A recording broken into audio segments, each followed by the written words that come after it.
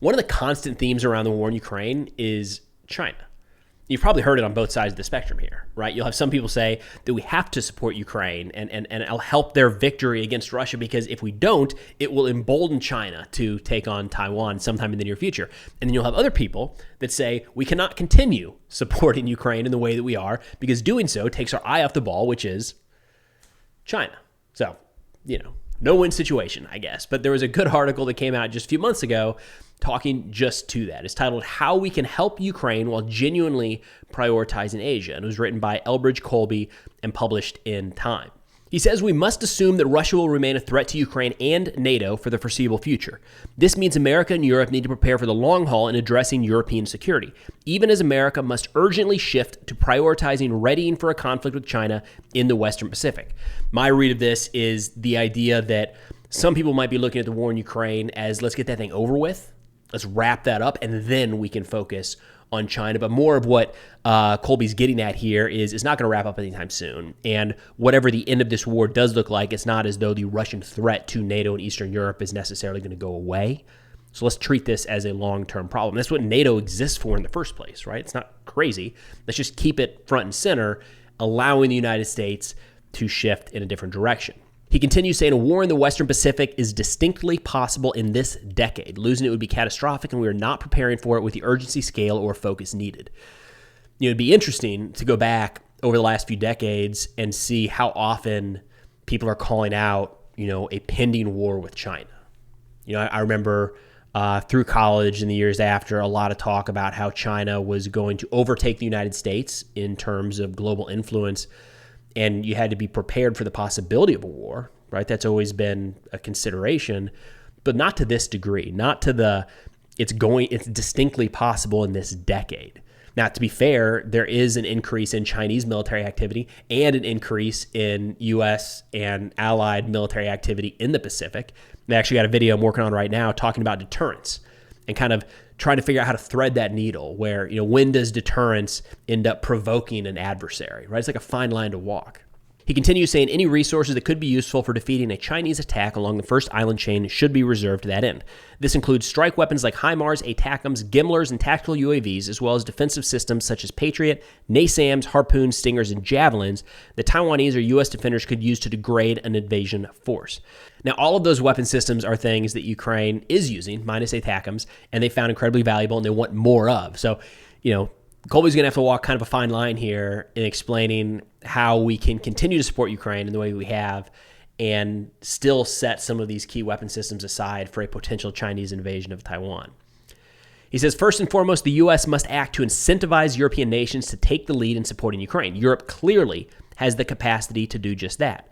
Saying making clear and credible that the United States will in fact focus on the Pacific could help in this effort, adding that it is urgently necessary that Europe move toward assuming the bulk of its own defense, including in supporting Ukraine. I think that's a very valid argument. You hear it being brought up in arguments here in the United States is why is Europe not doing more? Why is the U.S. providing the bulk of support in so many different areas, especially on the military front? Now, long-term, 100% agree. I think it would be great if Europe were able to have a greater military production capabilities to where they can provide the bulk of Ukrainian ammunition that's needed and the tanks and the artillery pieces and things like that. I think that's a good direction to go when dealing with the threat of Russia in Europe. They're right there. And if you step back, realistically, the countries that will face the most immediate threat are those European nations. So it's not a crazy argument. And that would then allow the United States to shift focus to Asia. It's also not something that can be done overnight. It takes so much time to get some of these capabilities up to speed. I don't know what the timeline is for that. It's certainly not weeks, not even months. It could be a couple of years before that's a realistic ask. He adds there are significant military resources in the U.S. arsenal that are ill-suited for an Asia-Pacific conflict, but that would be useful for Ukraine and thus could be made available to keep. And he's got a whole list of these here, some of which are not really on the table right now, but things like A-10s, earlier variants of the F-15 and F-A-18. I don't think any of those are in the conversation to be heading over to Ukraine. He adds the F-16s. Of course, different countries are sending those to Ukraine. The United States, as of now, is not sending any that I've heard of at least. But other items that could be sent to Ukraine, beneficial there, not so much in Taiwan. He adds tanks. Infantry fighting vehicles fall into this category, as do some kinds of engineering equipment. especially for mobility and counter-mobility operations like breaching, mine clearing, and bridging.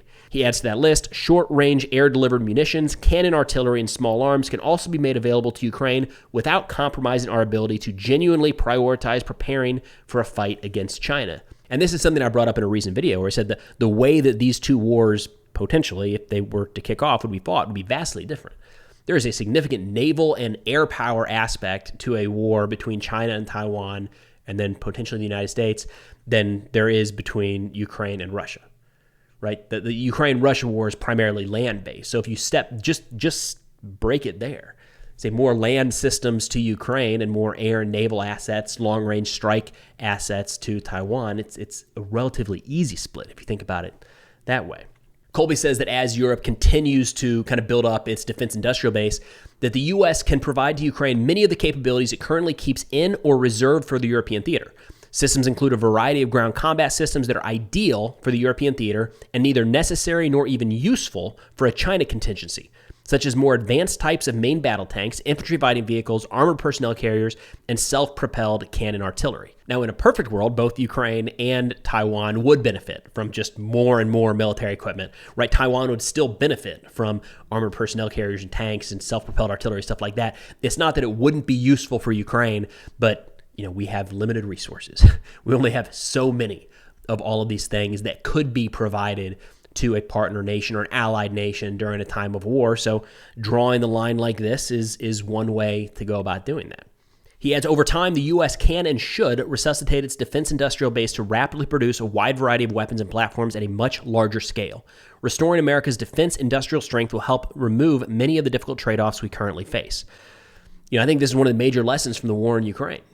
And there's a part of me that says this would be different and industry and the citizenry would be coming together if it was American soldiers dying every day. I'd like to think that if it was our sons and daughters in trenches asking for more artillery in order to continue the fight, that we would find a way to change over factories or incentivize corporations to churn out more of the stuff that the troops need.